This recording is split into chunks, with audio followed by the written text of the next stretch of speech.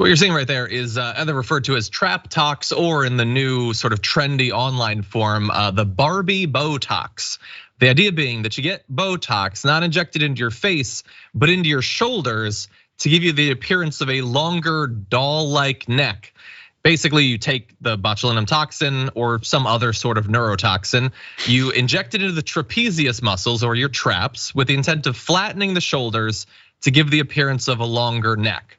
Basically, the idea is that these muscles that you have on your body, for a reason, you just make them not work anymore, and that knocks it down so that your neck is longer. Obviously, everyone is free to do whatever they want, to pursue whatever appearance that they want. I just hadn't been aware that this was one of those things, Brett. This is interesting. I think it's a little bit unfair to Barbie that Barbie is getting thrown under the bus for this thing.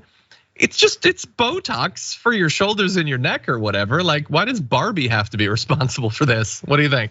As someone who is currently like in neck pain town, sure, I don't care. You think it might actually help? I think it would, basically. So what ends it? So you're saying you have those muscles there for a reason? Yes, you do have those muscles there for a reason. But as anyone who has like upper neck issues, no.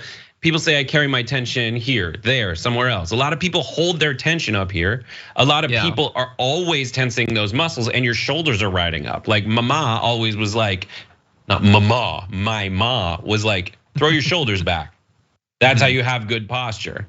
And if you do that, yeah, this is just throw your shoulders back. And I love and honestly, I'm for anything that prevents me from having to focus on a behavior. I want it to be solved on its own, hopefully through some kind of Botox or something, some kind of toxin I put in my body all the time to solve my problems. I'm like trying to do this now. Do I look different now? Do I look like I have more? It's normally Ashley's not convinced.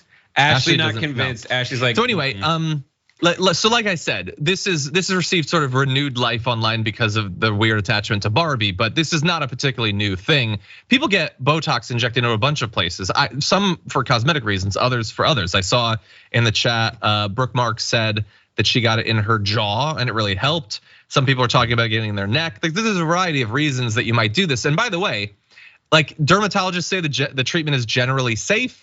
And it might, in this case, make a difference in the appearance of your neck, but it's probably gonna be more subtle than you might think. It'll cause the muscles to relax and potentially atrophy over time, if that's a thing that you wanna do.